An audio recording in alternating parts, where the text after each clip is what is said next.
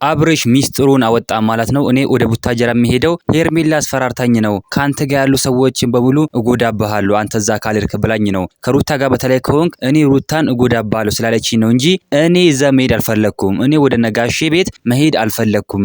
እኔ የምፈልገው ከሩታ ጋር መኖር ከሩትዬ ጋር ብቻ ነው መኖር የምፈልገው ሲል ተናግሯል ማለት ነው። እንግዲህ ታውቃል ማለት ነው። ሄርሜላ ናት ይሄንን ሁሉ ሴራ የምታደርገው። ይሄንን ሁሉ ነገር እያደረገች ያለችው ሄርሜላ ናት ማለት ነው። እሷ ናት በቃ እንደዚህ እያደረገች ያለችው ማለት ነው እንጂ እኔ አልፈለኩም እዛ መሄድ። እኔ የምፈልገው በቃ ከሩትዬ ጋር መኖር ነው። ከሩትዬ ጋር ልጄን ማሳደግ ልዑሌን ማሳደግ ሌላ ልጅም ወልደን እሱንም ማሳደግ ነው እንጂ አብርሽ ተናግሯል ማለት ነው። ደግሞ ትላንትና ራሱ በጣም ነው ያሳዘነችኝ ሳያት።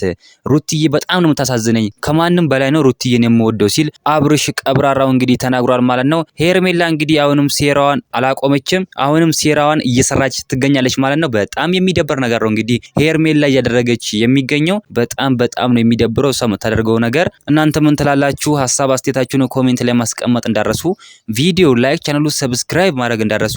በሌላ ቪዲዮ እስከምንገናኝ በያላችሁበት የዓለም ዳርቻ ሰላማችሁ ብዝት ይበልልኝ። ደህና ሁኑልኝ።